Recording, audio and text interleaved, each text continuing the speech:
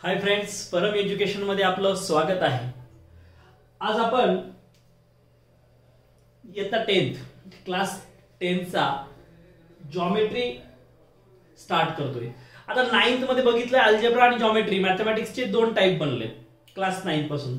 आता यावर्षी 10th ला सुद्धा त्याच टाइप मध्ये असणार आहे, अल्जेब्रा आणि जॉमेट्री, मॅथ फर्स्ट आणि मॅथ सेकंड। त्या मॅथ सेकंडला आपण जॉमेट्री म्हणतो। त्या जॉमेट्री मधला फर्स्ट टॉपिक सिमिलॅरिटी आपण आज स्टार्ट करणार आहोत। तर पेपर पॅटर्न जो असेल तो सेम 9th प्रमाणेच असेल आणि जे मार्क्स डिवायडेशन आहे ते सुद्धा सेम असेल। दोघांनाही सेम वेटेज आहे अल्जेब्रा आणि जॉमेट्रीला। ओके, तर जॉमेट्री मध्ये सिमिलॅरिटी स्टार्ट करतोय। आता क्लास 9th मध्ये सिमिलर हा कन्सेप्ट थोडासा तुम्ही शिकलेले आहे। एक जनरल आणि बेसिक आयडिया 9th मध्ये तुम्हाला सिमिलरची होती आणि कॉन्ग्रंट म्हणजे कॉन्ग्रन्सी ऑफ ट्रायंगल हे पूर्ण पार्ट तुम्ही शिकलेले आहे। आता सिमिलॅरिटी म्हणजे सिमिलर ट्रायंगल मध्ये आपल्याला बघायचंय। तर चला आपण स्टार्ट करूया सिमिलॅरिटीला। तर सगळ्यात पहिले सिमिलर म्हणजे काय?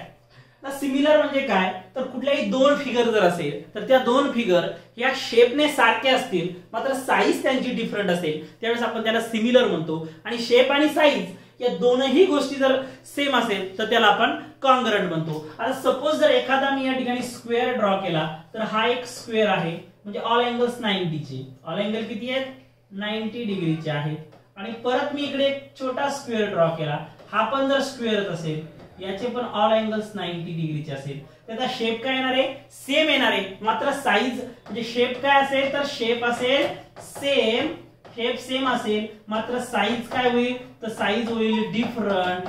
साईज काय होईल डिफरंट, म्हणजे शेप सेम आणि साईज डिफरंट, याला आपण म्हणतो सिमिलर। काय म्हणतो आपण याला सिमिलर। म्हणजे काय the figure which having a same shape but a different size is known as a similar figure, is known as a similar figure। 9th मध्ये बघितलं तुम्ही तर त्या ठिकाणी एक तुम्हाला एक फिगर दिली होती, ताजमहल होता, बरोबर आहे। एक ताजमहल होता, तो ताजमहलची एक फिगर होती, त्या फिगर मध्ये एक मोठी फिगर एक छोटी फिगर होती 9th मध्ये। आणि त्यावेळेस सांगितलं होतं की दोघांचा शेप सारखा आहे, त्या ताजमहलचे पिलरचे परपेंडिक्युलर आहे, दुसऱ्या फिगर मध्ये पण परपेंडिक्युलर आहे। 9th जर बुक बघितलं किंवा तर त्यामध्ये तुम्हाला सापडेल त्या फिगर शेपने सेम होत्या पण साईज मात्र त्यांची डिफरंट होती, त्या पिलरची हाईट त्या ठिकाणी चेंज होईल। आता या ठिकाणी हे अँगल्स इक्वल म्हटल्यानंतर सेम होईल, पण जर इथे साईज 5 सेंटीमीटर असेल तर इथे 3 वगैरे काहीतरी होईल, चेंज होईल। म्हणजे या ठिकाणी काही साईज चेंज होतीये, शेप मात्र सेम राहतोय, तर त्या ठिकाणी त्याला आपण म्हणतो सिमिलर फिगर। काय म्हणतो सिमिलर फिगर। तोच जर विचार आपण ट्रायंगल मध्ये जर केला तर ट्रायंगल मध्ये पण काय तर शेप सेम असेल, दोनही काय तर ट्रायंगल आहेत आणि दोघांचेही अँगल काय असतील तर इक्वल असतील, मात्र याच्या साइड्स आहे या साइडची लेंथ ही डिफरंट असेल, त्यावेळेस त्याला म्हणतो शेप सेम मात्र साइज डिफरंट, त्यावेळेस त्याला आपण म्हणतो सिमिलर ट्रायंगल। कोणते ट्रायंगल म्हणतो आपण सिमिलर ट्रायंगल। कशाला म्हणायचं सिमिलर ट्रायंगल? ज्याचा शेप सेम असेल मात्र साइज डिफरंट असेल। जर सपोज आपण या ट्रायंगलला उचललं बघा आणि या ठिकाणी जर अँगल मॅच केले बघा, या ठिकाणी तुम्हाला दिसेल हा अँगल मॅच आहे, हा पण अँगल काय होतोय ते मॅच होतोय, कलर सेम असल्यामुळे तुम्हाला येणार नाही। तर काय होतं या ठिकाणी तर बघा ओके, आता लक्ष द्या बघा। आता या येलो कलर मध्ये तुमच्या लक्षात येईल बघा, या ठिकाणी जर मॅच केलं तर बघा हा अँगल पण मॅच होतोय, हा इकडचा अँगल हा पण मॅच होईल आणि इकडचा अँगल पण मॅच होईल। म्हणजे काय होईल इक्वे अँगुलर होईल।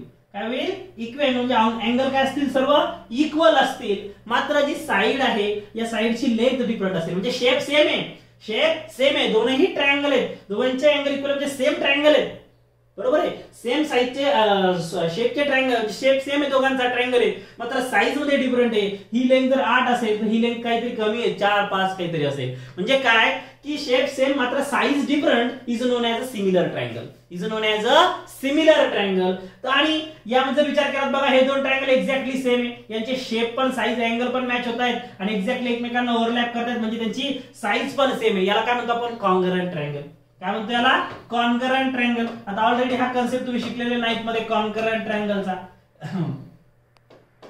कॉन्ग्रुएंट ट्रायंगल काय म्हणतो याला कॉन्ग्रुएंट ट्रायंगल।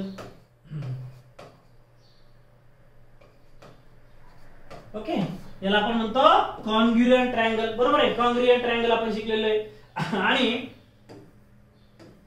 कॉन्ग्रुएंट ट्रायंगल, बरोबर आहे। आता कॉन्ग्रुएंट ट्रायंगलला कसं डिनोट करतो आपण तर अशा पद्धतीने, याला हा सिंबल आहे कॉन्ग्रुएंट ट्रायंगलचा, ठीक आहे।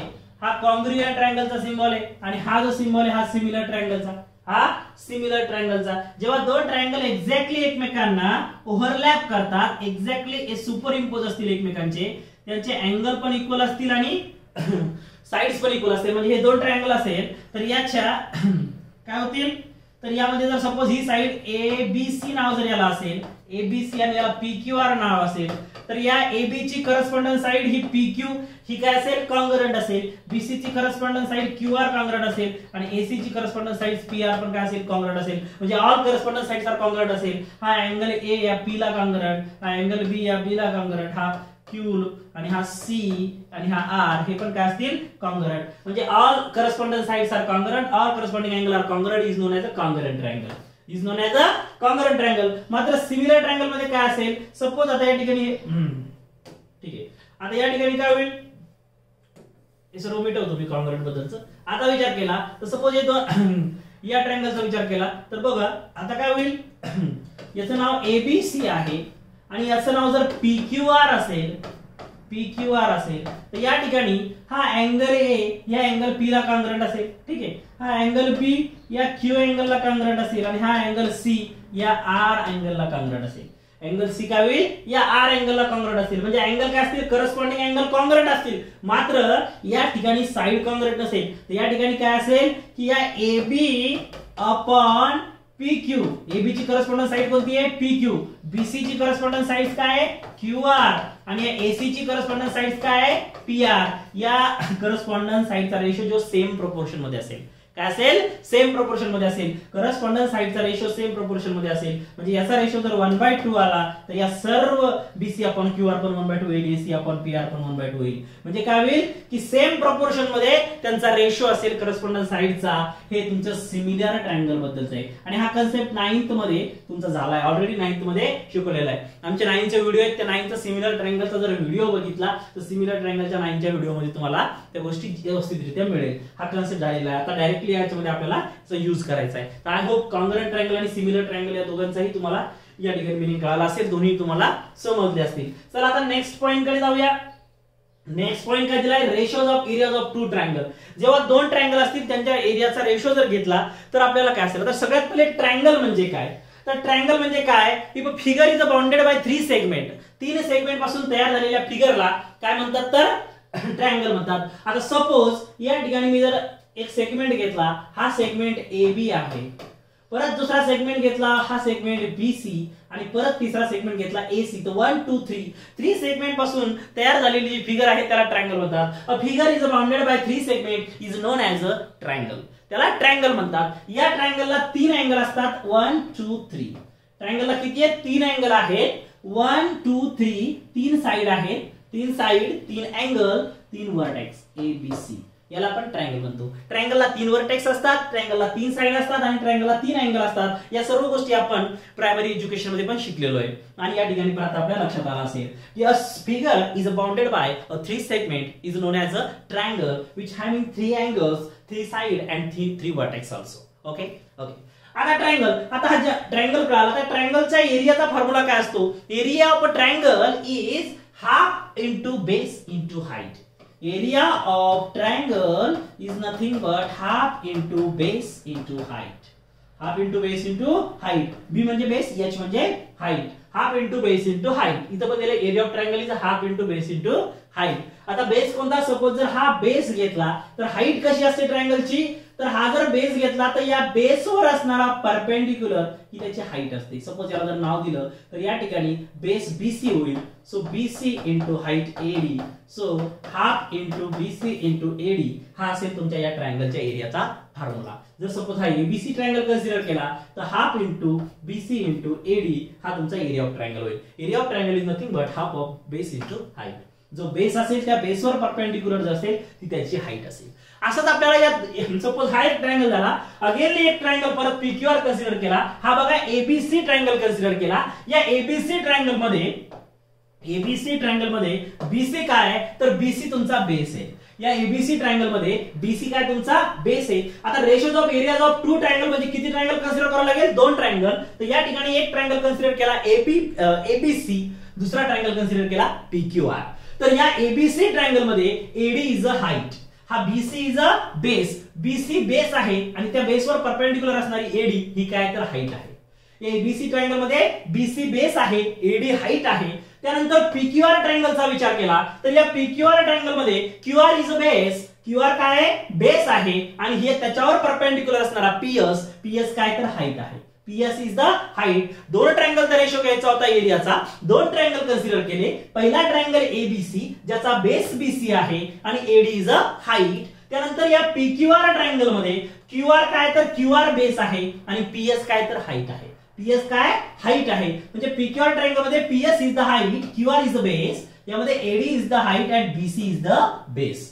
अशा पद्धतीने लक्षात आलंय. या ट्रायंगल मध्ये बेस कोणता हाईट कोणती कळलं पाहिजे. ज्या बेसवर परपेंडिक्युलर जी लाईन असेल ती असेल त्याची हाईट. या ठिकाणी या बीसी बेस आहे, याच्यावरती परपेंडिक्युलर एडी आहे तर एडी त्याची हाईट आहे. या ठिकाणी क्यूआर बेस आहे, या क्यूवर ही पीएस परपेंडिक्युलर. परपेंडिक्युलर म्हणजे काय, ज्या ठिकाणी दोघांच्या इंटरसेक्शन मध्ये 90 डिग्रीचा अँगल फॉर्म होतो त्याला परपेंडिक्युलर असं म्हणतात. बरोबर आहे. तर हा पीएस काय तर परपेंडिक्युलर आहे. आता त्या गोष्टी लक्षात आल्या. आता काय तर दोन्ही ट्रायंगलचा रेशो घ्यायचा म्हणजे area of triangle ABC upon area of triangle PQR. हा दोघांचा ratio area of triangle ABC upon area of triangle PQR. आता दोघांसाठी फॉर्म्युला सेम होईल, half into base into height.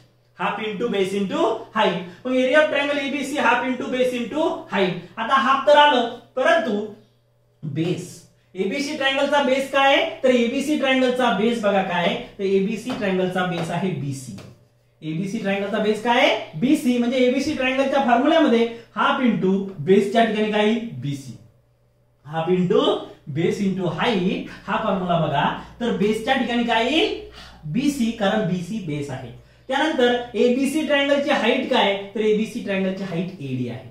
ABC ट्रायंगलची हाईट एडी आहे. So area of triangle ABC काय होईल half into BC into D. त्याच्यामुळे area of triangle ABC half into base into height, ज्याचा base BC आहे आणि height AD आहे. So formula होईल area of triangle ABC is half of base BC into AD. तोच जर PQR चा विचार केला फॉर्म्युला तोच half into base into height. Half as it is, बेसच्या ठिकाणी काय येईल तर क्यूआर येईल आणि हाईटच्या ठिकाणी पीएस येईल. So area of triangle PQR होईल half into QR into PS. कसं आलं या ठिकाणी बीसी आणि एडी डायरेक्टली दिले तर लक्षात घ्यायचं हा फॉर्म्युला आहे एरिया ऑफ ट्रायंगल एबीसी. कुठल्याही ट्रायंगलचा तोच फॉर्म्युला असतो half into base into height. तर या ठिकाणी half into base into height. तर हाफ बेस या ठिकाणी बीसी आहे, एडी आहे, एडी हाईट आणि पीक्यूआर मध्ये बेस क्यूआर आणि पीएस हाईट आहे, जबकि ऑलरेडी वर गिवन दिला आहे. त्या फॉर्म्युल्यामध्ये व्हॅल्यूज पुट केल्या एरिया ऑफ ट्रायंगल एबीसी मध्ये. कोणत्याही ट्रायंगलचा एरिया घ्यायचा, त्याच्या रिलेटेड बेस, त्याच्या रिलेटेड हाईट घ्यायची. या सर्व गोष्टी लक्षात आल्या असेल. ठीक आहे. आता बघा बाकी बघूया. आता काय होईल या ठिकाणी हा हाफ आणि half get cancel. Half divided by half is a 1, so get cancel. म्हणजे काय उरलं खाली BC into AD and BC into PS. BC into AD and BC into PS. जर सपोज आपण या एबीसी ट्रायंगलच्या बेसला B1 म्हटलं, एबीसी ट्रायंगलच्या बेसला B1 म्हटलं आणि त्याच्या हाईटला H1 म्हटलं. एबीसी ट्रायंगलच्या बेसला म्हणजे बीसी ला B1 म्हटलं आणि या एडी ला काय म्हटलं हाईटला H1 म्हटलं. आणि या ठिकाणी या क्यूआर ट्रायंगलच्या बेसला B2 म्हटलं आणि हाईटला H2 म्हटलं. म्हणजे या पीएस ला तुम्ही H2 म्हटलं आणि क्यूआर ला B2 म्हटलं तर तुमचा फॉर्म्युला काय होईल बीसी या ठिकाणी B1 आणि into AD H1 upon B2 into H2. B2 into H2. So area of triangle ABC upon area of triangle PQR काय आलं B1 into H1 and B2 into H2. म्हणजे काय येतंय तर त्या ठिकाणी हे स्टेटमेंट तयार होतं आणि हे स्टेटमेंट अतिशय महत्त्वाचं आहे. ज्यावेळेस तुम्ही प्रॉब्लेम सॉल्व्ह कराल अशा दोन ट्रायंगलचा एरिया फाइंड करताना त्यावेळेस स्टेटमेंट लिहिणं कंपल्सरी आहे. स्टेटमेंट लिहून मगच तुम्ही प्रॉब्लेम सॉल्व्ह करू शकाल. काय स्टेटमेंट आलंय तर ratio of areas of two triangle is equal to ratio of their product of their bases and corresponding height. म्हणजे काय की दोन ट्रायंगलचा एरिया काय असेल तर तो एरिया असेल त्यांच्या बेस आणि हाईटचा जो प्रोडक्ट आहे त्यांचा रेशो.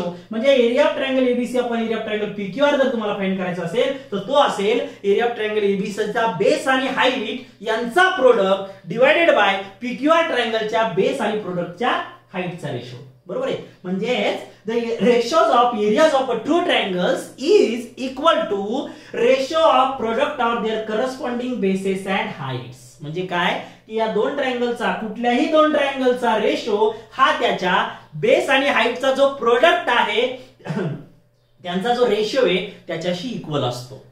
हा झाला तुमचं ratios of areas of two triangle. म्हणजे जवळ सपोज कोणतेही दोन ट्रायंगल घेतले तर त्याचा जो एरियाचा रेशो असेल तो त्याच्या करस्पॉन्डिंग जे बेसेस आणि हाईटचा जो प्रोडक्ट आहे त्यांचा रेशो असेल. म्हणजे ट्रायंगल फर्स्ट आणि ट्रायंगल सेकंड जर असेल आणि यांचा जर तुम्ही रेशो फाइंड केला तर याच्या ट्रायंगलचा बेस आणि हाईटचा प्रोडक्ट डिवाइडेड बाय याच्या प्रोडक्ट आणि हाईटचा हाईट आणि बेसचा प्रोडक्ट यांचा रेशो एवढा या दोघांचा रेशो असेल. हे झालं तुमचं या ठिकाणी. खाली पण ते दिलंय बेस ऑफ ट्रायंगल जे मी वरती समजून सांगितलं होतं B1H1 तेच या ठिकाणी दिलेलं आहे. अतिशय सिंपल प्रॉपर्टी आहे. काय सांगते की ratios of areas of two triangle is equal to ratio of product of their corresponding basis and heights. म्हणजे काय की दोन ट्रायंगलच्या एरियाचा रेशो हा त्याच्या बेस आणि हाईटचा जो प्रोडक्ट आहे त्यांच्या रेशोचा एवढा असतो. हे झालं तुमचं ratios of areas of two triangles. I hope व्यवस्थितरित्या समजलं असेल. समजायसारखं एकदम इझी येते. आता याच्यामध्ये काही कंडिशन पडतात.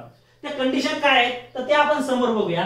काय कंडिशन तर पहिली कंडिशन बनते if the heights of both triangles are equal. जर दोन आपला फॉर्म्युला काय आला की ratios of areas of two triangles is equal to ratio of product of their corresponding bases and heights. म्हणजे काय जर दोन ट्रायंगलच्या एरियाचा रेशो हा त्यांच्या करस्पॉन्डिंग जे हाईट आणि बेसिस आहे त्यांच्या प्रोडक्टच्या रेशो एवढा असतो. मात्र जर त्यामध्ये हाईट इक्वल असेल जे दोन ट्रायंगल आपण घेतोय त्या दोन ट्रायंगलची जर हाईट इक्वल असेल तर मग कंडिशन काय बनेल. सपोज या ठिकाणी एबीसी आणि पीक्यूआर दोन ट्रायंगल आहे आणि दोघांची हाईट एडी आणि पीएस इक्वल आहे. AD is equal to PS. एक minute. Okay. AD is equal to काय PS. AD is equal to काय आहे तर पीएस आहे. AD is equal to PS. AD is equal to PS आहे. म्हणजे हाईट दोघांची एच. सपोज एडी जर 5 सेंटीमीटर तर पीएस पण 5 सेंटीमीटर असेल. म्हणजे दोघांची हाईट सेम असेल. कंडिशन फर्स्ट काय सांगते जेव्हा हाईट इक्वल असेल दोन्ही ट्रायंगलची तेव्हा एडी आणि पीएस इक्वल असेल. आता आपला फॉर्म्युला सेम असतो area of triangle is half into base into height. आता एबीसी ट्रायंगलचा एरिया घ्यायचा. आता पहिल्या याच्यामध्ये बघितलं तुम्ही दोघांच्या मध्ये जर हाफ हाफ हा असेल तर हा हाफ आणि हा हाफ काय होईल कॅन्सल होईल. हाफ हाफ कॅन्सल झालं. मग काय आलं base into height upon base into height. आता suppose base into height upon base into height म्हणजे पहिल्या ट्रायंगलचा बेस B1 आणि दुसऱ्या ट्रायंगलचा हाईट बेस B2. पहिल्या ट्रायंगलची हाईट H1 दुसऱ्या ट्रायंगलची हाईट H2.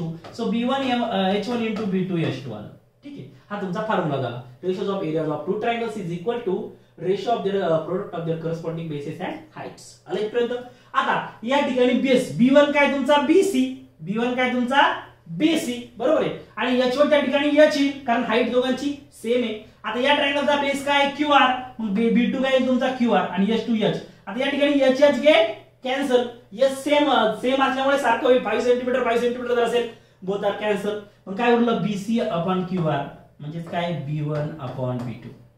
म्हणजे काय आलं B1 अपॉन B2. म्हणजे काय the ratios of areas of two triangles if they have equal और same height equal to ratio of their corresponding bases is equal to ratio of their corresponding bases. म्हणजे काय की दोन ट्रायंगलच्या एरियाचा ratio जेव्हा त्यांची height same असेल equal असेल तो रेशो त्यांच्या बेसच्या रेशोशी इक्वल असतो. त्याच्या बेसच्या रेशोशी काय असतो इक्वल असतो. हे आहे स्टेटमेंट सेकंड. प्रॉब्लेम सॉल्व्ह करताना या स्टेटमेंटचं सुद्धा गरज पडणार आहे. हे स्टेटमेंट ऍज इट इज लिहावं लागतं. हे स्टेटमेंट तुम्हाला लर्नच करावं लागेल. त्या ठिकाणी ते लिहावंच लागतं प्रॉब्लेम सॉल्व्ह करताना. काय the ratios of areas of two triangles with equal heights is equal to ratio of their corresponding bases. म्हणजे काय दोन ट्रायंगलच्या एरियाचा रेशो जेव्हा त्यांची हाईट सेम असते हा त्यांच्या म्हणजे करस्पॉन्डिंग बेसिस आहे त्यांच्या रेशोशी इक्वल असतो. हे झालं तुमचं condition number first.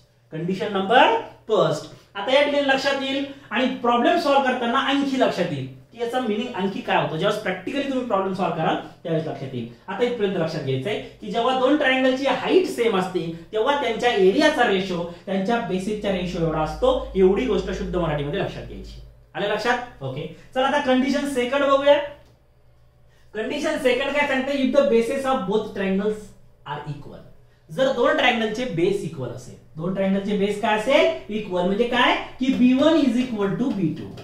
B1 is equal to B2 असेल. फॉर्म्युला तोच half of base into height. आता बघा या ठिकाणी दोन ट्रायंगल घेतले. एक ट्रायंगल घेतला ABC.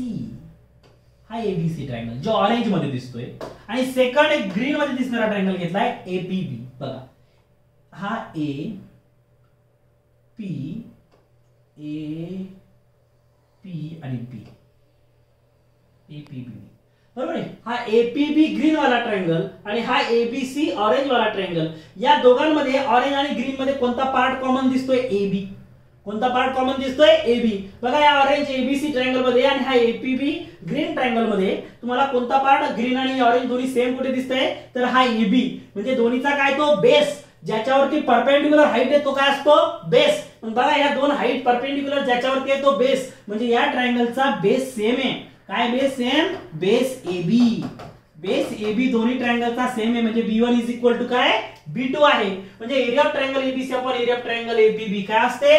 B1 into H1 divided by B2 into H2 असं असते. आता या ठिकाणी B1 सेम आहे, B1 is equal to B2 आहे, म्हणजे हे काय होईल? कॅन्सल होईल. काय होईल? कॅन्सल होईल. खाली काय होईल? फक्त H1 इंटू H2 म्हणजे काय?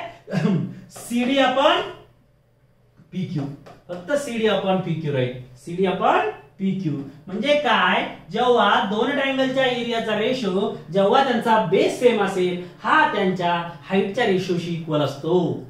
या ठिकाणी हे प्रूव्ह होतं. आता या ठिकाणी AB इंटू AB काय होईल? कॅन्सल होईल, कारण त्या ठिकाणी AB काय दोघांचा बेस सेम आहे. So H1 upon H2. म्हणून स्टेटमेंट बनलं the ratio of areas of two triangle with equal bases is equal to ratio of their corresponding heights. तुमच्या भाषेमध्ये तुम्ही फक्त मराठीमध्ये समजून घ्यायचं की दोन ट्रायंगलच्या एरियाचा रेशो जेव्हा त्यांचा बेस सेम असतो तेव्हा तो त्याच्या करस्पॉन्डिंग हाईटशी इक्वल असतो. शुद्ध मराठीमध्ये तुमच्या भाषेत कसं येईल?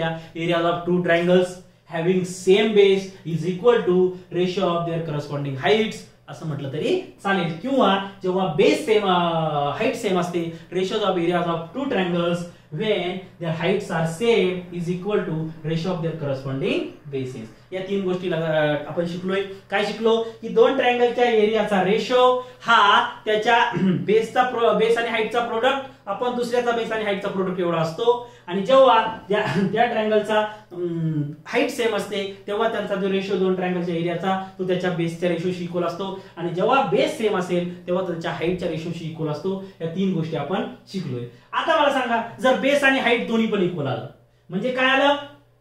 B1 is equal to B2 पण आलं आणि H1 is equal to H2 पण आलं. म्हणजे triangle first upon triangle second is equal to B1 into H1 divided by B2 into H2. आता मला सांगा B1 is equal to B2 म्हणजे दोन्ही पण काय होईल? कॅन्सल, बिकॉज दोन्ही 5-5 सेंटीमीटर कॅन्सल, हे दोन्ही 10-10 सेंटीमीटर H1 H2 पण कॅन्सल. काय उरलं? 1/1. काय उरलं? 1/1. म्हणजे triangle first upon triangle second is equal to 1/1. दोघांचं मल्टिप्लिकेशन 1/1 म्हणजे काही फरक पडत नाही, म्हणजे triangle first is equal to triangle second. मग तिसरी कंडिशन काय बनेल? the ratios of areas of two triangles when their bases and heights are equal is the ratio of areas of two triangles is 1/1. काय ratio येईल? 1/1 ratio. 1:1. 1:1 ratio येईल किंवा ते दोघांचा रेशो हे काय असेल? इक्वल असेल. दोघांचा एरिया पण काय असेल? इक्वल असेल. जेव्हा त्यांचे बेसेस आणि हाईट्स इक्वल असतील तेव्हा दोघांच्या एरियाचा रेशो हा 1:1 रेशो असेल किंवा दोघांचा एरिया काय असेल? सेम असेल. ही तुमची कंडिशन थर्ड आहे. ही तुमची कंडिशन थर्ड आहे. ठीक आहे, आले लक्षात? काय कंडिशन थर्ड काय तुमची? की जेव्हा दोघांचा बेस आणि हाईट सेम असेल तेव्हा त्यांचा एरिया इक्वल असतो किंवा त्याचा एरियाचा रेशो 1/1 असतो. एवढं लक्षात घ्यायचं. ठीक आहे. आता या ठिकाणी तुम्हाला काय दिले? कंडिशन दिल्यात. फर्स्ट कंडिशन काय सांगते? Ratio of areas of two triangles is equal to ratio of their product of their corresponding basis and heights. तेच आपण शिकलो. काय? की जर दोन ट्रायंगलच्या एरियाचा रेशो घेतला जेव्हा बेस आणि हाईट काहीच सेम नसेल तेव्हा त्यांचा रेशो त्यांच्या बेस आणि हाईटच्या प्रोडक्टच्या रेशो एवढा असतो. That is condition number first. दुसरी कंडिशन काय सांगते? Areas of triangle with equal heights are proportional to their corresponding basis. काय? जेव्हा दोन ट्रायंगलच्या एरियाचा रेशो जेव्हा त्यांचे हाईट सेम असते तेव्हा त्यांच्या बेसच्या रेशो एवढा असतो. त्यानंतर जेव्हा दोन ट्रायंगलचा एरिया आपण घेतो जेव्हा त्यांचा बेस सेम असतो तेव्हा त्यांचा रेशो हा त्यांच्या हाईटच्या रेशो एवढा असतो. या तीन कंडिशन लक्षात ठेवायची. आणि चौथी कंडिशन काय? जेव्हा बेस आणि हाईट सेम असते, बेस पण सेम असतो आणि हाईट पण सेम असते तेव्हा दोन ट्रायंगलचा रेशो म्हणजे triangle first is equal to triangle second असतो किंवा रेशो 1:1 असतो. ही चौथी कंडिशन. आले लक्षात? या अशा 4 कंडिशन तुम्हाला लक्षात ठेवायच्यात आणि याच्यावरच आधारित आपल्याला प्रॅक्टिस सेट सॉल्व्ह करायचा आहे. ज्या गोष्टी आतापर्यंत तुम्ही बघितल्या या गोष्टी थोड्याशा तुम्हाला हार्ड तर नाहीच आहे, पण थोडंसं कॉम्प्लिकेटेड समजा अवघड जरी वाटत असल्या तरी आता हे 2-4 प्रॉब्लेम तुम्ही सॉल्व्ह केले तर सर्व गोष्टी क्लिअर होऊन जाईल आणि या लेक्चर नंतर तुम्हाला या फर्स्ट प्रॅक्टिस सेट मध्ये काहीच अडचण असणार नाही. सगळ्यात इझी प्रॅक्टिस सेट हा 1.1 आहे. एकदम सुरुवातच तुमची जॉमेट्रीची इझिली होऊन जाईल. काय म्हटलंय? Base of triangle is 9 centimetre and height is 5 centimetre. म्हणजे पहिला ट्रायंगल, कोणता ट्रायंगल? पहिल्या ट्रायंगलची ट्रायंगलचा जो बेस आहे, पहिल्या ट्रायंगलचा बेस हा 9 आहे आणि हाईट काय आहे तर 5 आहे. बेस ऑफ अनदर ट्रायंगल म्हणजे दुसरा ट्रायंगल, दुसऱ्या ट्रायंगलचा बेस 10 सेंटीमीटर आहे आणि त्याची हाईट 6 सेंटीमीटर आहे. तर त्यांचा रेशो फाइंड करा. त्याचा रेशो फाइंड करा. म्हणजे कोणती कंडिशन अप्लाय होते? Condition number first. काय? बेस पण सेम नाही, हाईट पण सेम नाही. कंडिशन नंबर फर्स्ट अप्लाय होते. बरोबर आहे. सगळ्यात पहिले जे गिवन दिले ते लिहून घेऊया. आता काय दिले? For triangle first. For triangle first. बरोबर आहे. For triangle first. Triangle first साठी काय? तर B1 म्हणजे त्याचा बेस फर्स्ट. B1 म्हणजे काय? ट्रायंगल, पहिल्या ट्रायंगलचा बेस. ठीक आहे. फॉर ट्रायंगल फर्स्ट, पहिल्या ट्रायंगल साठी याला आपण ट्रायंगल फर्स्ट नाव दिलं. बेस म्हणजे B1 काय तुमचा 9. B1 9 आहे आणि हाईट H1 काय तर 5. आपण म्हणा नाव दिलं त्याला. तर ट्रायंगल फर्स्ट ला बेस किती आहे? ट्रायंगल फर्स्टचा 9 आणि हाईट H1. आता triangle second. For triangle second, triangle second साठी बेस काय तुमचा? Base of another triangle is 10. म्हणजे B2 किती आहे? 10 आहे. B2 10 आहे आणि height of another triangle is 6. So H2 किती आहे? 6. आले एवढं लक्षात? एवढं लिहून घेतलं. आता काय करायचं? रेशो घ्यायचा. So area of triangle area of triangle first upon area of triangle second. area of triangle first upon area of triangle second. पहिल्या ट्रायंगलचा रेशो आपण दुसऱ्या ट्रायंगलचा रेशो काय होत असतो? फॉर्म्युला सेमच. काय फॉर्म्युला आहे? B1 into H1 divided by B2 into H2. B2 into H2. मात्र रिझन पूर्ण स्टेटमेंट लिहावं लागेल. पूर्ण स्टेटमेंट. कोणतं स्टेटमेंट येतं? Ratios of areas of two triangle. Ratios of areas of two triangle is equal to ratio of their corresponding base. Ratio of product of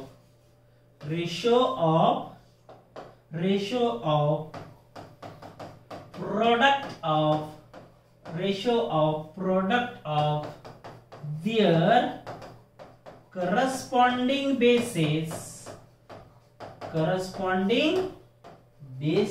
and heights. एवढं पूर्ण statement तुम्हाला या ठिकाणी लिहावं लागेल. ठीक आहे. पूर्ण स्टेटमेंट लिहिलं तेव्हा तुम्हाला तुमच्या आन्सरला मार्क मिळेल. काय की जो ratios of areas of two triangles is equal to ratio of product of their corresponding bases and Heights. म्हणजे दोन ट्रायंगलच्या एरियाचा रेशो हा त्याच्या बेस आणि हाईटच्या प्रोडक्टच्या रेशो एवढा असतो. हे एवढं लिहिणं सोपं, मात्र या ठिकाणी स्टेटमेंट लिहिणं पण गरजेचं आहे. स्टेटमेंट शिवाय मार्क मिळणार नाही. जरी मोठं वाटत असलं तरी पूर्ण स्टेटमेंट तुम्हाला त्या ठिकाणी लिहावं लागेल. मग आता या ठिकाणी व्हॅल्यूज पुट करू. काय व्हॅल्यूज? B1 ची व्हॅल्यू किती आहे? 9. B1 ची व्हॅल्यू 9, H1 ची व्हॅल्यू 5, B2 ची व्हॅल्यू 10 आणि H2 ची व्हॅल्यू 6. H2 ची व्हॅल्यू 6. आता काय होईल? आता याला जर आपल्याला मॉडिफाय करायचं म्हणजे करायचे, सिंप्लिफाय करायचे तर 5 2 चा 10 होईल. 5 2 चा 10 होईल. बरोबर आहे. 5 2 चा 10. आता याला जर बघितलं तर 2 3 चा 6 आणि 3 3 चा 9. बरोबर. 3 × 3 9 आणि 2 × 3 6. दोघांना 3 ने 3 ने कट केलं. 2 3 चा 6 आणि 3 3 चा 9 आणि आता 5 2 चा 10. काय उरलं खाली? इथे 1 आहे. सो 3 × 1 3 आणि 2 × 2 4. 2 × 2 4. म्हणजे काय रेशो आला? Area of triangle first as to area of triangle second is equal to 3:4. 3:4. हे झालं तुमचं पहिल्या प्रॉब्लेमचं सोल्युशन. आता तुम्हाला कळलं असेल की जे पहिली कंडिशन मी शिकवली म्हणजे पहिला जो या ठिकाणी मी तुम्हाला शिकवलं होतं कंडिशन ती कशी आहे की जेव्हा दोन ट्रायंगलच्या एरियाचा रेशो जेव्हा बेस आणि हाईट दोन्ही पण डिफरंट असतं तो त्याच्या प्रोडक्टच्या रेशोवर असतो. या ठिकाणी आपण अशा पद्धतीने प्रॉब्लेम नंबर फर्स्ट सॉल्व्ह करतोय. आता बाकीच्या पण गोष्टी हळूहळू क्लिअर होतील. आता प्रॉब्लेम नंबर सेकंड बघा. आता प्रॉब्लेम नंबर सेकंड मध्ये काय दिलंय, काय म्हटलं की in figure BC and AB, कुठे BC, okay, BC is perpendicular to AB. BC is perpendicular to AB, हा 90 डिग्रीचा फॉर्म करतो म्हणजे परपेंडिक्युलर आहे. and AD is perpendicular to AB. AD also perpendicular, म्हणजे या AB जी साइड आहे या साइडवर ही AD पण परपेंडिक्युलर आहे आणि BC पण परपेंडिक्युलर आहे. म्हणजे ही AD पण हाईट आहे आणि BC पण काय हाईट आहे. Then find area of triangle ABC. आता या ठिकाणी मी ग्रीन पार्ट मध्ये ऑरेंज पार्ट मध्ये डिनोट करतो एरिया ऑफ ट्रायंगल ABC. बघा हा झाला एरिया ऑफ ट्रायंगल ABC. आता ग्रीन पार्ट मध्ये दुसरा ट्रायंगल कोणता आहे ADB. हा ट्रायंगल ड्रॉ करतो मी ADB. इथूनच तुमच्या लक्षात आलं असेल की ग्रीन आणि ऑरेंज मध्ये कोणता पार्ट सेम आहे, AB पार्ट. कोणता पार्ट सेम आहे, AB. आणि दोघांच्या पण हाईट त्याच्यावर परपेंडिक्युलर आहे. म्हणजे AB काय त्या ठिकाणी, AB त्या दोनही ट्रायंगलचा काय आहे बेस. ज्या ट्रायंगलवर साइडवर परपेंडिक्युलर असतो ती साइड बेस असते. आता हा AD पण AB वर परपेंडिक्युलर आहे बघा. हा AD पण AB वर परपेंडिक्युलर आहे आणि हा BC पण AB वर परपेंडिक्युलर आहे. म्हणजे दोन्ही ट्रायंगलचा बेस काय या ठिकाणी सेम आहे. म्हणजे जी आपली कंडिशन फर्स्ट होती ती बेस वाली, ती बेस सेम असणारी ती या ठिकाणी हे होईल, मॅच होईल. सगळ्यात पहिले जे गिवन दिलंय ते गिवन लिहून घेऊया आणि नंतर प्रॉब्लेम आपला सॉल्व्ह करूया. ठीक आहे, बघा काय काय गिवन दिलंय. ओके, तर गिवन काय दिलंय की इन ट्रायंगल ABC, काय म्हणता येईल, in triangle ABC, in triangle ABC. Okay, base, base म्हणजे B1, बेस म्हणजे B1. काय तुमचा बेस AB, बेस काय तुमचा ABC आहे, बेस ABC आहे. किंवा डायरेक्ट जे जे गिवन दिलं ते लिहून घेऊ, बाकी नका लिहू. ठीक आहे, काय गिवन दिलं तुम्हाला इन ट्रायंगल ABC मध्ये तुम्हाला ABC मधला BC दिलाय, ABC मधला BC. So BC is equal to 4, BC is equal to 4. आणि दुसरा जो ट्रायंगल आहे in triangle ADB, in triangle ADB मध्ये काय दिलं तुम्हाला AD दिलाय. So AD is equal to 8, AD is equal to 8. एवढं जे जे गिवन दिलं ते लिहून घेतलं. ट्रायंगल ABC मध्ये BC इज इक्वल टू 4 आणि ADB मध्ये AD इज इक्वल टू 8 हे लिहून घेतलं. आता जे महत्त्वाचं स्टेटमेंट आहे ते लिहायचं काय की दोन्ही ट्रायंगल आपल्याला कळालं की दोन्ही ट्रायंगल एकाच बेसवरती आहे, दोन्ही ट्रायंगल एकाच बेसवरती आहे. मग लिहायचं ट्रायंगल ABC, काय म्हणायचं ट्रायंगल, हे स्टेटमेंट खूप महत्त्वाचं आहे. देअरफॉर किंवा डायरेक्ट लिहिलं तरी चालेल. काय म्हणायचं triangle ABC and triangle ADB, triangle ADB are on the same base, are on the same base, are on the same base. आणि तो कोणता बेस आहे तर that is AB, that is AB. म्हणजे ABC ट्रायंगल आणि ADB triangle हे एकाच बेसवर लाईज करतात, एकाच बेसवरती आहे. तो बेस कोणता आहे AB आहे. सो ज्या वेळेस दोन ट्रायंगलचा बेस सेम असतो तेव्हा त्यांच्या एरियाचा रेशो त्याच्या हाईटच्या रेशो एवढा असतो. मग काय म्हणणार तुम्ही या ठिकाणी area of triangle ABC upon area of triangle ADB, दोघांचा जर रेशो घेतला तो काय असेल तुमचा H1 upon H2, H1 upon H2. बरोबर आहे. इथं तुम्हाला पूर्ण स्टेटमेंट लिहावं लागेल, पूर्ण स्टेटमेंट. आता मी परत पूर्ण स्टेटमेंट लिहित बसणार नाही, ते स्टेटमेंट तुम्हाला लिहावं लागेल. कोणतं स्टेटमेंट ते मी सांगून देईन. फक्त स्टेटमेंट नाव नाही लिहायचं तर पूर्ण स्टेटमेंट, मी फक्त स्टेटमेंट लावलेलं म्हणजे स्टेटमेंट नाव नाही लिहायचं तर पूर्ण स्टेटमेंट लिहायचं. काय स्टेटमेंट लिहावं लागेल, ratios of areas of two triangle when their bases are same is equal to ratio of their corresponding heights.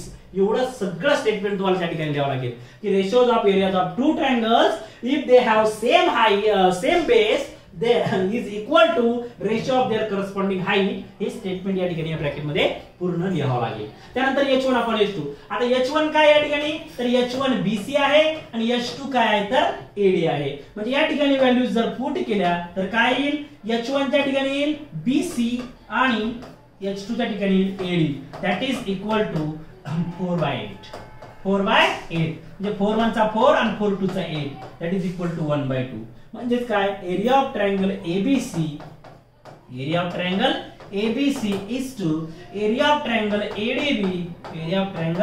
ADB is equal to 1:2. 1:2. That is the final answer. Okay, अशा पद्धतीने आपल्याला solve करावं लागेल. जी condition first आपण बघितली होती त्या conditions फर्स्टचा use कसा होतो, प्रॅक्टिकल यूज कसा होतो ते आपल्याला या ठिकाणी कळलं पाहिजे. ठीक आहे, अशा पद्धतीने प्रॉब्लेम त्याचा यूज करावा लागतो. हे स्टेटमेंट कंप्लीट स्टेटमेंट लिहावं लागेल. काय लिहावं लागेल की ratios of areas of two triangles if they have same bases is equal to ratio of their corresponding heights. म्हणजे दोन ट्रायंगलच्या एरियाचा रेशो जेव्हा त्यांची बेस दोघांचा एकच असतो, सेम असतो, तेव्हा त्यांचा एरियाचा रेशो हा त्यांच्या हाईटच्या रेशो एवढा असतो. हे त्या स्टेटमेंटचा मीनिंग आहे. ओके, आपल्याला जमेल त्या भाषेमध्ये फक्त स्टेटमेंट लिहावं लागेल, कारण स्टेटमेंट लिहिल्याशिवाय मार्क पण मिळणार नाही आणि स्टेटमेंट लिहिल्याशिवाय जे आपण लिहितो त्याला ते व्हॅलिड पण होणार नाही. ते स्टेटमेंट लिहून मगच त्या ठिकाणी आपण तो फॉर्म्युला लिहू शकतो. ओके, अशा पद्धतीने आपण हा प्रॉब्लेम सॉल्व्ह करू शकतो. म्हणजे आपण जो फर्स्ट बघितलं होतं की दोन ट्रायंगलच्या एरियाचा रेशो हा त्यांच्या बेसिस आणि हाईटच्या प्रोडक्टच्या रेशो एवढा असतो, त्याच्यावर आपण प्रॉब्लेम नंबर फर्स्ट सॉल्व्ह केला. त्यामुळे त्या ठिकाणी ती गोष्ट क्लिअर झाली.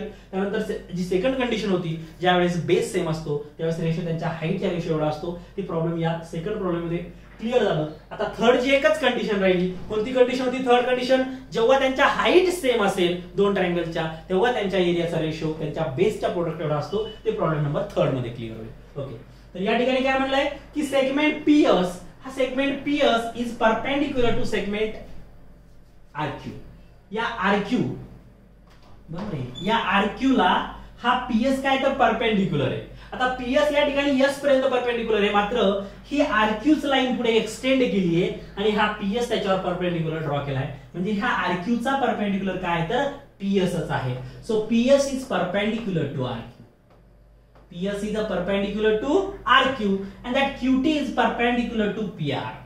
QT is perpendicular to QR. लक्षात घ्यायचं, परपेंडिक्युलर म्हणजे काय, ती हाईट असते आणि ज्या साइडवर तो परपेंडिक्युलर ड्रॉ केलेला असतो त्या ठिकाणी तो पर्टिक्युलरली त्या ट्रायंगलचा काय असतो तर बेस असतो.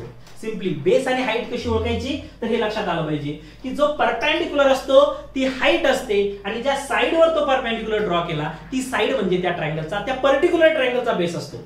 ज्या ट्रायंगल मध्ये ती जो परपेंडिक्युलर आहे ती हाईट आणि ज्या ट्रायंगलवर ज्या साइड ट्रायंगलच्या ज्या साइडवर तो परपेंडिक्युलर ड्रॉ केलाय त्या ट्रायंगलचा तो बेस असतो. आता बाकी गोष्टी किती दिल्यात, आरक्यू 6 दिलाय, पीएस 6 दिलं, पीआर 12 दिलं आणि आपल्याला क्यूटी फाइंड करायचंय. काय फाइंड करायचंय, क्यूटी फाइंड करायचंय. तर एका एका ट्रायंगलचा या ठिकाणी विचार करू. ओके, आता हा जो क्यूटी दिलाय तो आपल्याला ह्या फक्त मी जो ऑरेंज पार्ट करतो या ऑरेंज पार्ट वरती फोकस करा. कोणत्या ट्रायंगल वरती हा क्यूटी दिलाय तर या PQR ट्रायंगलचा विचार केला तर यामध्ये क्यूटी परपेंडिक्युलर आहे PR वर, म्हणजे तुम्हाला बेस कोणता कन्सिडर करावा लागेल, PR कन्सिडर करावा लागेल, कारण त्याच्यावरती परपेंडिक्युलर ड्रॉ केलाय. आणि हाईट काय कन्सिडर करावा लागेल तर क्यूटी कन्सिडर करावा लागेल, कारण क्यूटी परपेंडिक्युलर आहे. सो क्यूटी हाईट आहे आणि PR काय तर बेस. म्हणून in triangle PQR, in triangle PQR when base PR, जेव्हा बेस PR असेल तेव्हा हाईट काय असेल QT, बरोबर आहे. थोडंसं लक्ष द्यायचं काळजीपूर्वक इकडे. काय की PQR ट्रायंगल मध्ये जेव्हा बेस PR असेल तेव्हा हाईट QT असेल, कारण त्या PR वर QT परपेंडिक्युलर आहे. सो बेस PR असला तर हाईट QR असेल. आणि जेव्हा कोणत्या ट्रायंगल मध्ये, PQR ट्रायंगल मध्ये. आता याच PQR ट्रायंगल मध्ये बघा, कारण ट्रायंगल एकच आहे या ठिकाणी PQR. या PQR ट्रायंगल मध्ये जेव्हा बेस QR असेल तेव्हा हाईट काय असेल तुम्ही, तेव्हा हाईट PS असेल. हाईट काय असेल PS. म्हणजे हा PQR जर ट्रायंगल अशा पद्धतीचा PQR ट्रायंगल जर असेल, ठीक आहे, हा असा PQR ट्रायंगल सपोज असा जर PQR ट्रायंगल तुम्ही कन्सिडर केला PQR आणि याची जर हाईट ड्रॉ करायची म्हटलं मित्रांनो तर हाईट तुम्हाला या कोणती हाईट, या PR ला जर तुम्ही बेस घेतलं तर ही इकडे हाईट ड्रॉ करता येते PR वर. परंतु जर बेस तुम्हाला RQ घ्यायचा आहे, बेस काय घ्यायचा आहे RQ, बेस जर तुम्हाला RQ घ्यायचा असेल तर या RQ वर परपेंडिक्युलर मारणार कसा परपेंडिक्युलर ड्रॉ करणार तर परपेंडिक्युलर तुम्हाला या पद्धतीने असा ड्रॉ करावा लागेल, एक्सटेंड करून या RQ ला. म्हणून या पीक्यूआर ट्रायंगल मध्ये ज्यावेळेस क्यूआर बेस कन्सिडर केला त्यावेळेस तुमची पीएस काय असेल तर हाईट असेल. पीएस काय असेल? हाईट. आय होप लक्षात आला असेल. ही जनरल आयडिया आहे, याचा बहुतांश प्रॉब्लेम मध्ये यूज करावा लागणार आहे. ठीक आहे. सो हाईट काय असेल तुमची? पीएस. आता ट्रायंगल एकच आहे आणि ज्यावेळेस ट्रायंगलचा एरिया बदलणार आहे का नाही? जर हा पीक्यूआर ट्रायंगल असेल तर याने कव्हर केलेला एरिया एवढाच आहे, एरिया बदलणार नाही, एरिया सेम असेल, मात्र बेस आणि हाईट बदलेल. बेस आणि हाईट बदलली काय की या पीक्यूआर ट्रायंगल मध्ये जर बेस पीआर कन्सिडर केला तर हाईट क्यूटी होते आणि याच पीक्यूआर ट्रायंगल मध्ये आरक्यू बेस कन्सिडर केला तर हाईट ही पीएस होते. दोघांचं कॅल्क्युलेशन सेम येणार. एरिया त्याने व्यापलेला भाग, त्याने जेवढा एरिया त्याने या ठिकाणी इन्क्लोज केलाय तो एरिया बदलणार नाही, कारण ट्रायंगल सेम आहे, त्याचा एरिया सेमच असणार आहे, मात्र बेस आणि हाईट कॅल्क्युलेशन बदलती, सेम कॅल्क्युलेशन, आन्सर सेमच येईल. बरोबर आहे. तर बघूया आता सपोज या बेसला जर तुम्ही B1 म्हटलं, ठीक आहे, आणि याला हाईटला H1 म्हटलं, याला B2 आणि याला H2 जर म्हटलं तर बघा आता एरिया ऑफ ट्रायंगल PQR आपण दुसरा पण एरिया काय PQR चाच एरिया आहे. Area of triangle PQR upon area of triangle PQR. दोन्ही सेम कसं आलं? कारण दोघा एकाच ट्रायंगलचे दोन्ही बेस आणि हाईट आहेत, फक्त बेस आणि हाईट बदललंय. मग in triangle PQR when base is PR then height QT आणि when base RQ then height PS. आता या ठिकाणी काय फॉर्म्युला असतो आपला? B1 into H1 upon B2 into H2. जे मी म्हटलं होतं की हाईट सेम, तो प्रॉब्लेम नेक्स्ट आहे. या प्रॉब्लेम मध्ये त्याचा यूज होत नाही. या प्रॉब्लेम मध्ये B1 into H1 आणि B2 into H2 आलं तर कोणतं स्टेटमेंट लिहावं लागेल? इथे स्टेटमेंट पण कोणतं लिहायचं कळलं पाहिजे. कोणतं स्टेटमेंट लिहावं लागेल? जेव्हा हाईट आणि बेस काहीच सेम नव्हतं, ratios of areas of two triangles वालं ते लिहावं लागेल. काय लिहावं लागेल? Ratios of areas of two triangle. आता तुम्हाला वाटेल पीक्यूआर एकच ट्रायंगल आहे, मात्र या ठिकाणी आपण त्याला दोन ट्रायंगल कन्सिडर करतोय. तर ratios of areas of two triangles is equal to ratio of product of their corresponding basis and height. दोन ट्रायंगलच्या एरियाचा रेशो हा त्याच्या बेस आणि हाईटच्या प्रोडक्टच्या रेशो एवढा असतो. हे स्टेटमेंट लिहावं लागेल. फक्त स्टेटमेंट नाव नाही लिहायचं, तर पूर्ण जे स्टेटमेंट आहे तेवढे पूर्ण त्या ओळी त्या ठिकाणी लिहायच्या, पूर्ण सेंटेन्स त्या ठिकाणी लिहायचं. आता B1 H1 सगळ्यांच्या व्हॅल्यू पुट करू.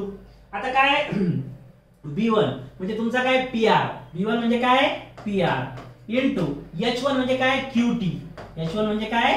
QT. आता B2 म्हणजे काय? RQ. B2 म्हणजे RQ इनटू PS. H2 काय? PS. ठीक आहे. या सर्व आपण या ठिकाणी नाव लिहून घेतलं. आलं लक्षात? B1 च्या ठिकाणी PR, H1 च्या ठिकाणी QT, B2 च्या ठिकाणी RQ आणि H2 च्या ठिकाणी PS.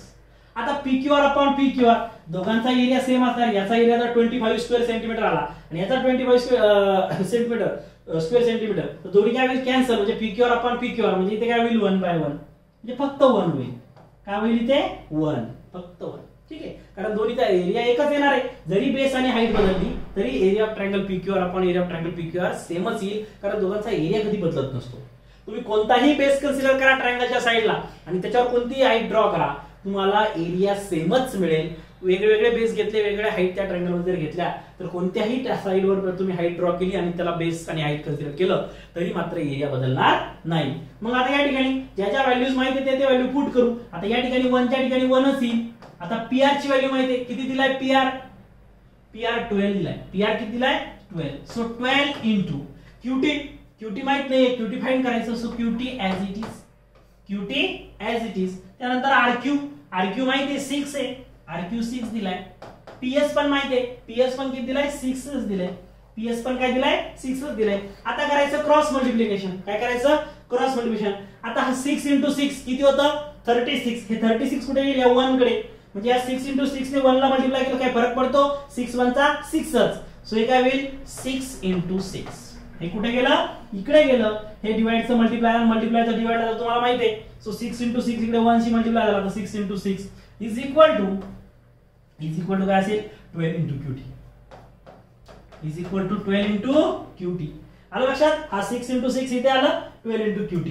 आता हा मल्टिप्लायचा 12 कुठे जाईल? इकडे डिवाइडला जाईल. सो हे काय होईल? 6 into 6 36 divided by 12 is equal to QT. Divided by 12 is equal to QT. बरोबर आहे? कसं आलं? तर हे 6 into 6 इकडे 1 च्या मल्टिप्लायला गेलं, तर 6 into 6 is equal to 12 into QT आलं. आता हा मल्टिप्लायचा 12 कुठे जाईल? डिवाइडला. आता हे डिवाइडचं इकडे मल्टिप्लायला गेलं होतं, तर हा मल्टिप्लायचा 12 डिवाइडला येईल. सो 12 3 चा 36. 12 3 चा 36 म्हणजे जे QT आपल्याला फाइंड करायचा होता तो QT मिळालाय 3. किती मिळाला QT 3. अशा पद्धतीने ह्या प्रॉब्लेमचं हे कंप्लीट सोल्युशन आहे. ठीक आहे.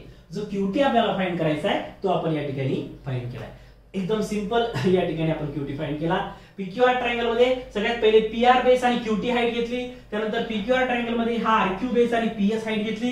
या ठिकाणी हे स्टेटमेंट यूज केलं B1 H1 आणि B2 H2 या दोघांमध्ये व्हॅल्यू पुट अप केल्या. PQR आणि PQR या ठिकाणी कॅन्सल होईल कारण दोघां एकच ट्रायंगल म्हटल्यानंतर एरिया दोघां सेमच असणार आहे. सो त्या ठिकाणी 1 आलं. त्याचं या ठिकाणी कॅल्क्युलेशन केलं. QT तुम्हाला 3 मिळालं. अशा पद्धतीने हा प्रॉब्लेम नंबर 3 आपण या ठिकाणी सॉल्व्ह करू शकतो.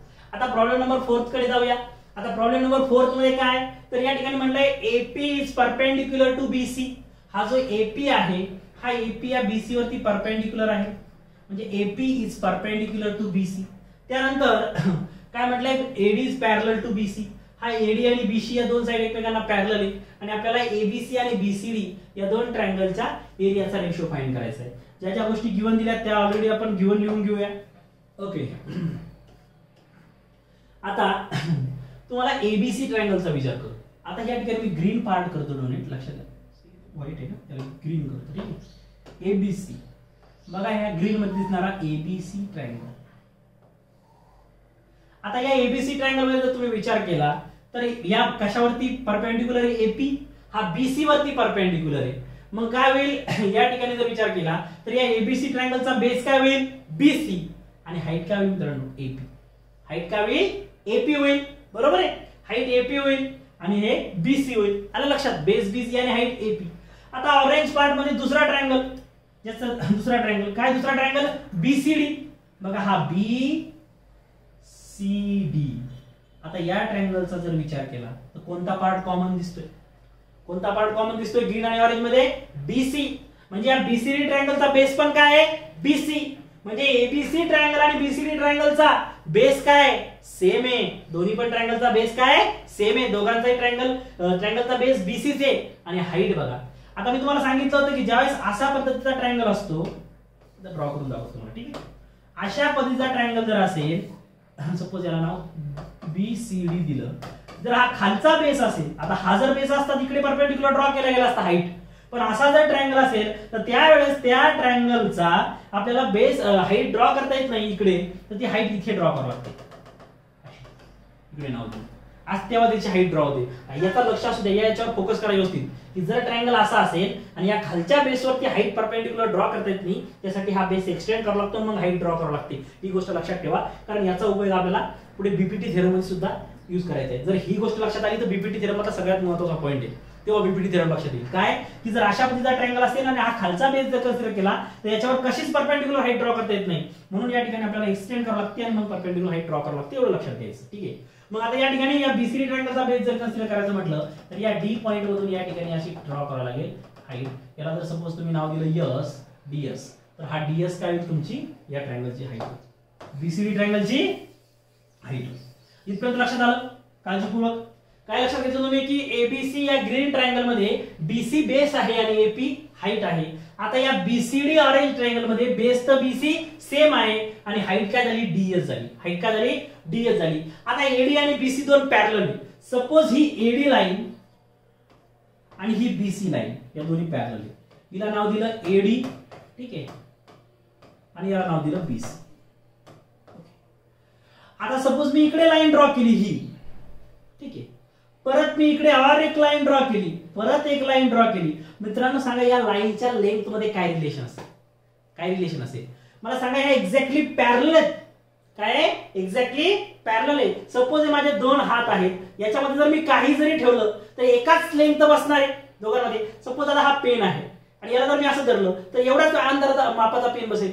परत जर या माझ्या दोन्ही हातामध्ये जर पेन घालायचं म्हणजे असा ठेवायचं म्हटलं तर या मापाचाच या पेनचं जेवढं मेजरमेंट आहे तेवढ्याच लाईनचा जर पेन ठेवला तर माझ्या दोन हातांमध्ये बसेल. नाहीतर मोठा असेल तर तो बसणार नाही. छोटा असेल तरी पण तो बसणार नाही एक्झॅक्टली फिट. म्हणजे काय की जेव्हा दोन गोष्टी पॅरलल असतात त्यांच्यामध्ये असणारे जे लेंथचे जे थिंग्स आहेत काही पण त्यांचं लेंथ सेम असते. म्हणजे काय की जर दोन लाईन पॅरलल असेल तर त्याच्यामध्ये तुम्ही किती पण लाईन ड्रॉ करा त्याची लेंथ काय असेल सेम असेल. म्हणजे जेव्हा दोन ट्रायंगल हे दोन पॅरलल लाईनच्या मध्ये असतात तेव्हा त्यांच्या हाईट सेम असतात. मग या ठिकाणी हा एबीसी ट्रायंगल आणि हा बीसीडी ट्रायंगल दोन्ही एका दोन पॅरलल लाईनच्या मध्ये आहेत, त्यावेळेस त्यांची हाईट सेम असते. ही गोष्ट लक्षात ठेवायची. याचा सुद्धा उपयोग बऱ्याचशा प्रॉब्लेम मध्ये होणार आहे आणि बीपीटी थेरम मध्ये पण होणार आहे. आणि ते कसं, तर मी या हाताच्या उदाहरणावरून सांगितलं, लाईनच्या उदाहरणावरून सांगितलं. आता बघा ही एडी आणि बीसी पॅरलल आहे, तर हा एपी आणि डीएस बरोबर एक्झॅक्टली सेम लेंथचा असेल, कारण दोन्ही पण या दोन लाईनच्या मध्ये फिट आहे. आणि हेच गोष्ट लक्षात ठेवायची की जेव्हा दोन पॅरलल लाईन मध्ये दोन ट्रायंगल जेव्हा दोन पॅरलल लाईनच्या मध्ये असेल त्यावेळेस त्यांची हाईट काय असते तर सेम असते. म्हणजे या ठिकाणी काय होईल, एपी आणि डीएस हे एकमेकांना इक्वल असतील, कॉन्ग्रुएंट असतील, सेम लेंथचे असतील. कारण when we draw two triangles between two parallel line they have equal heights. त्यांची हाईट काय असते, सेम असते. ती कशी असते ते या ठिकाणी मी तुम्हाला करून दाखवलं. ओके, तर आता काय म्हणू आपण, ट्रायंगल एबीसी, काय म्हणू, triangle ABC and triangle BCD are on the same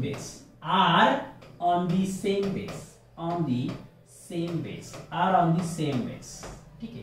that is कोणता बेस आहे तो, बीसी. बेस कोणता बेस आहे, बीसी. That is BC. ठीक आहे, बीसी बेस वरती ते एकाच बेस वरती आहे, दॅट इज बीसी. त्यानंतर काय म्हणा की AD is parallel to BC. AD is parallel to BC म्हणजे काय, they are between two parallel lines. They are between two parallel lines. आता हे वाक्य लक्षात ठेवायचं, जेव्हा दोन ट्रायंगल हे दोन पॅरलल लाईनच्या मध्ये असेल तेव्हा त्यांच्या हाईट सेम असते. दोनच नाही, तुम्ही आणखी जरी ट्रायंगल दोन पॅरलल लाईन मध्ये म्हणजे दोन पॅरलल लाईन मध्ये येणारे ट्रायंगल जे असतील त्यांच्या हाईट सेमच असेल. ओके, आणि आपण या ठिकाणी बघितलं ह्या हाईट सेमच असणार आहे, कारण दोन पॅरलल लाईन म्हणल्यानंतर एका सेम लेंथच्याच हाईट त्यामध्ये ड्रॉ करता येईल. जास्त त्या ठिकाणी जास्त लेंथची हाईट त्यामध्ये या लाईनच्या बाहेर जाईल, आतमध्ये बसणार नाही. सो या ठिकाणी एबीसी आणि बीसीडी एकाच बेस वरती आहे आणि त्यांच्या हाईट पण काय असेल, सेम, कारण दे are between two parallel lines. So therefore they have same height.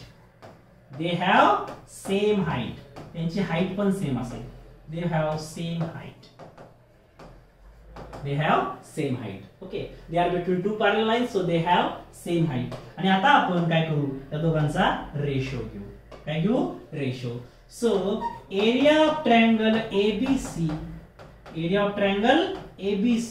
Upon area of triangle BCD. Area of triangle ABC upon area of triangle BCD. आता या ठिकाणी काय तुमचं B1 into H1 upon B2 into H2. B1 upon H1 B2 into H2 statement लिहून टाकायचं. आता दोघांचा base काय आहे, सेमच आहे, बीसी. सो बीसी आणि याचा पण बीसी. आता हाईट काय, हाईट याची काय आहे, एपी, आणि याची काय, याची आहे डीएस. आता मला सांगा, एबी तर सेम आहे, कॅन्सल होईल. आणि एपी आणि डीएस काय, एपी आणि डीएस पण सेम आहे, सो हे पण काय होईल, कॅन्सल होईल. They have same height, that is इथे द्यावं लागेल, that is AP is equal to DS. हे पण कॅन्सल, म्हणजे काय येईल, 1/1. काय येईल, 1/1. So area of triangle ABC is to area of triangle BCD is equal to 1:1. काय आलं, 1:1. अशा पद्धतीने हे प्रॉब्लेम नंबर 4 चं सोल्युशन आहे. काय की जेव्हा दोन ट्रायंगल, फक्त एवढी गोष्ट लक्षात असेल की तुमच्या हे तर लक्षात आलं असेल की दोन्ही एकाच बेस वरती आहेत, ते तर गोष्ट सिंपल आहे. परंतु हे पण एक फॅक्ट आहे जी लक्षात घ्यायची आहे, काय की they are between two parallel lines, hence they have same heights. जेव्हा दोन पॅरलल लाईन्स मध्ये ट्रायंगल असतात तेव्हा त्यांच्या हाईट पण काय असतात, सेम असतात. ही पण गोष्ट लक्षात ठेवायची. अशा पद्धतीने हा प्रॉब्लेम तुम्हाला सॉल्व्ह करायचा आहे. ओके, आणि आता नेक्स्ट आणि शेवटचा प्रॉब्लेम, या प्रॅक्टिस सेट तुमचा जो 10th मधला फर्स्ट प्रॅक्टिस सेट जो आहे 1.1 त्यातला हा शेवटचा प्रॉब्लेम आहे. हा प्रॉब्लेम झाल्यानंतर तुमचा 1.1 प्रॅक्टिस सेट संपेल. काय म्हटलं, या फिगर मध्ये PQ is parallel to BC. हा जो PQ आहे या BC ला पॅरलल नाही, perpendicular. PQ is perpendicular to BC and that AD is also perpendicular to BC. आणि हा AD पण काय तर BC ला परपेंडिक्युलर आहे. म्हणजे पीक्यू आणि एडी हाईट आहे आणि बीसी काय तर बेस आहे. देन फॉलोइंग रेशो, आता दिलेले हे रेशो आपल्याला फाइंड करायचे. 4 रेशो फाइंड करायचे, इकडे 2 आहेत आणि परत पुढच्या साइडवरती 2 आहेत, असे 4 रेशो फाइंड करायचे. चला तर मग 1 बाय 1 आपण सॉल्व्ह करूया. काय म्हटलं, जे जे ट्रायंगल दिले त्या त्या ट्रायंगलचा विचार करायचा. आता ट्रायंगल पीक्यूबी मी बरोबर कलर मध्ये दाखवतो तुम्हाला. पीक्यूबी ट्रायंगल जो मी ग्रीन करतो तो पीक्यूबी आहे, लक्षात द्या. पी त्यानंतर हा क्यू आणि बी म्हणजे हा ट्रायंगल बघा, हा काय तुमचा पीक्यूबी ट्रायंगल आहे.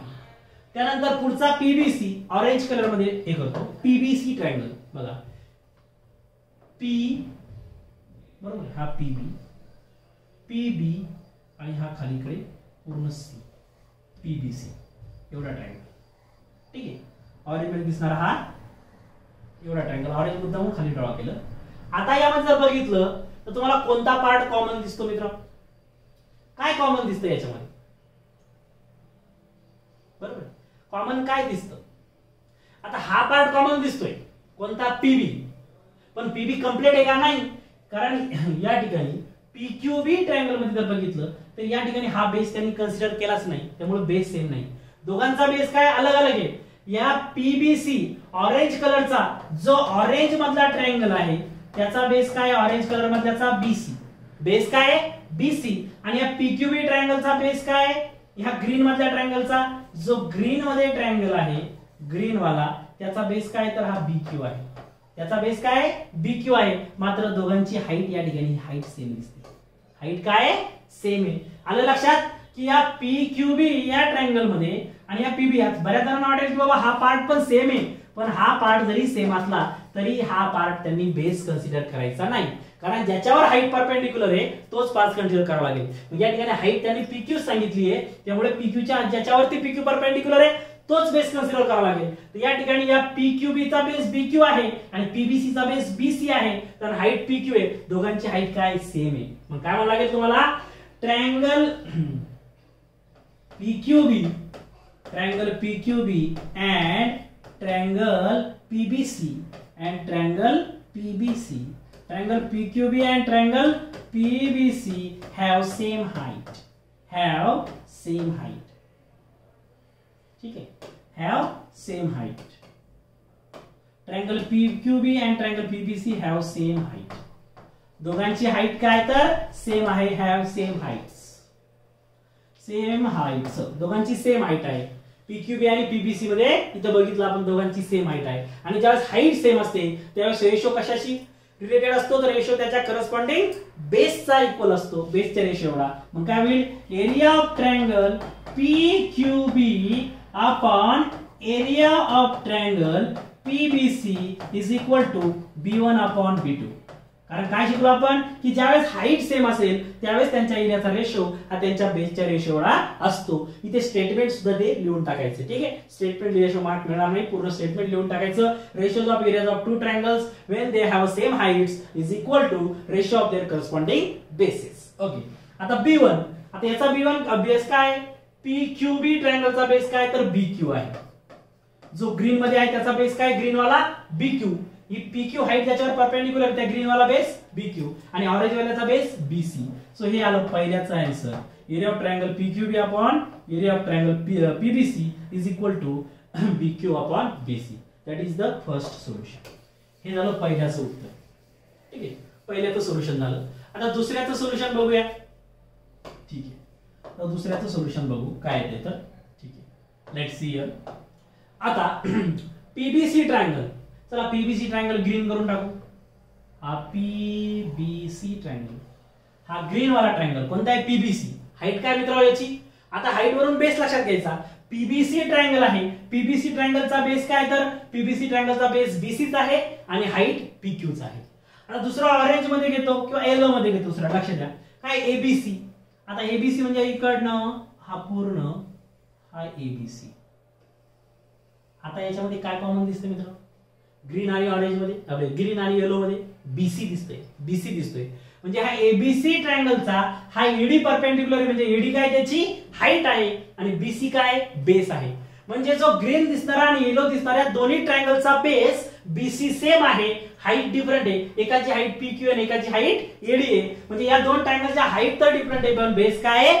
सेम आहे म्हणून काय म्हणणार तुम्ही सोल्युशन लिहिताना तुम्ही म्हणणार ट्रायंगल पीबीसी अँड दुसरा कोणता ट्रायंगल आहे ABC triangle ABC are on the same base दोन्ही एकाच बेस वरती आहे are on the same base PBC हा ग्रीन वाला आणि एबीसी हा येलो वाला दोघांमध्ये ग्रीन आणि येलो मध्ये पार्ट दिसतोय कॉमन बीसी आणि तोच बेस आहे कारण त्याच्यावरती परपेंडिक्युलर हाईट आहे सो पीबीसी आणि ABC are on the same base आणि आपलं जेव्हा स्टेटमेंट काय म्हणतं की area of triangles ratio of area of two triangles when they have same base is equal to ratio of their correspondence height म्हणजे काय होईल area of triangle PBC upon area of triangle ABC is equal to h1 upon h2 पूर्ण statement लिहून टाकायचं area of to ratio of areas of two triangles if they have same base is equal to ratio of their correspondence height म्हणजे काय की जेव्हा दोन ट्रायंगलचा base same असतो तेव्हा त्यांच्या एरियाचा रेशो त्यांच्या हाईटच्या रेशो एवढा असतो आता h1 पीबीसी ची हाईट काय या ग्रीन ट्रायंगलची ही पीक्यू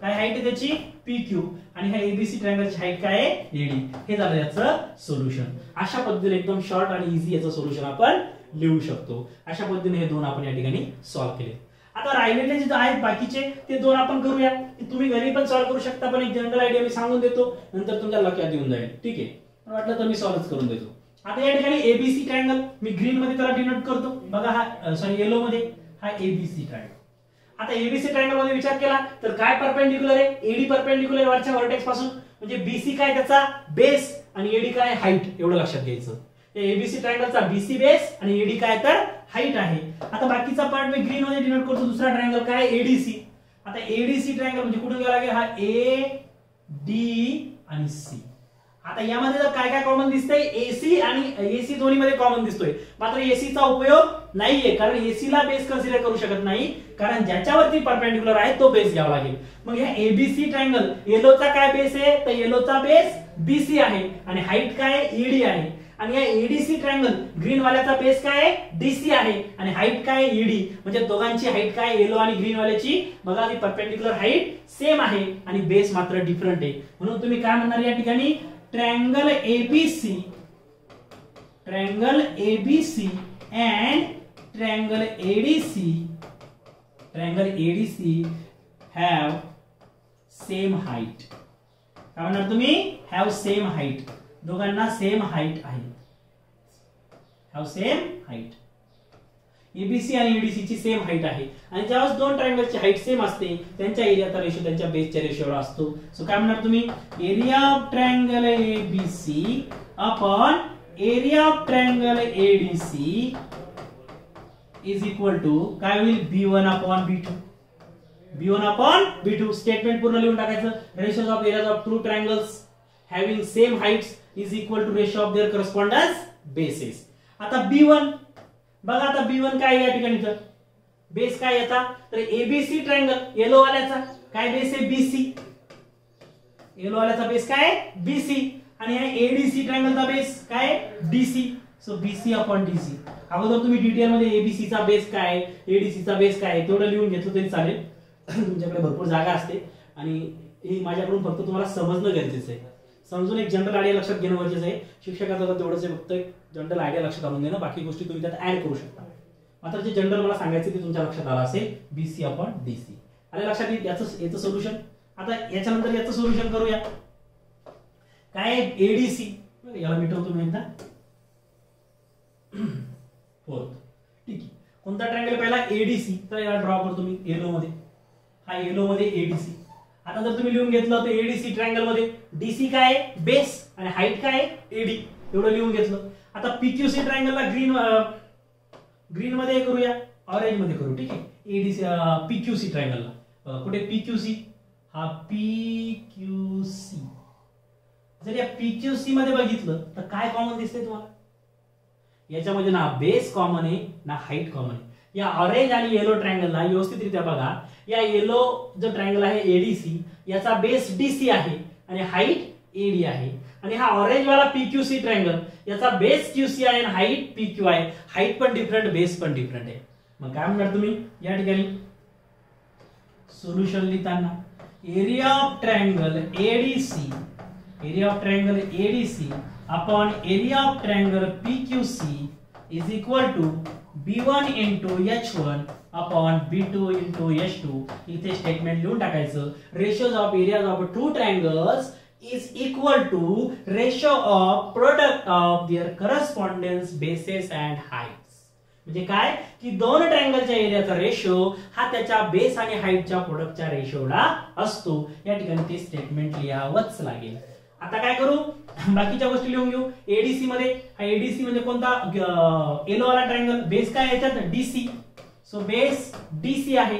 ठीक आहे, लक्षात घ्यायचं. बेस काय तर डीसी, बेस आला डीसी इनटू हाईट काय त्याची, हाईट एडी, येलो मधली हाईट एडी डिवायडेड बाय या पीक्यूसी ऑरेंज वाला ट्रायंगल. बेस काय त्याचा क्यूसी, ज्याच्यावर परपेंडिक्युलर ड्रॉ आहे तोच बेस घ्यावा लागतो. सो हा होईल क्यूसी इंटू हाईट काय त्याची पीक्यू. आणि हे झालं याचं सोल्युशन. एवढं अशा पद्धतीनं या प्रॉब्लेम नंबर जो 5th होता तुमचा आणि हा 1.1 प्रॅक्टिस सेट मधला शेवटचा प्रॉब्लेम होता, याचं हे झालं सोल्युशन, जे आपण आज बेसिक पण शिकलो आणि त्याच्यावर रिलेटेड प्रॅक्टिस सेट पण शिकलो. आय होप एवढं लक्षात आलं असेल. अतिशय इझी आहे, याचा उपयोग बऱ्याच ठिकाणी होणार आहे. याची प्रॅक्टिस म्हणून या ठिकाणी हे आहे. याचा उपयोग आपल्याला नेक्स्ट कुठेतरी कन्सेप्ट म्हणजे मोठे मोठे प्रॉब्लेम सॉल्व्ह करताना या कन्सेप्टचा यूज करावा लागतो. त्यामुळे याची प्रॅक्टिस करणं गरजेचं आहे. याचा बेसिक पण बघा आणि हा प्रॅक्टिस सेट तुम्ही सॉल्व्ह करून बघा. आय होप तुम्हाला या गोष्टी समजल्या असेल. अतिशय इझी पार्ट आहे. Okay, thank you.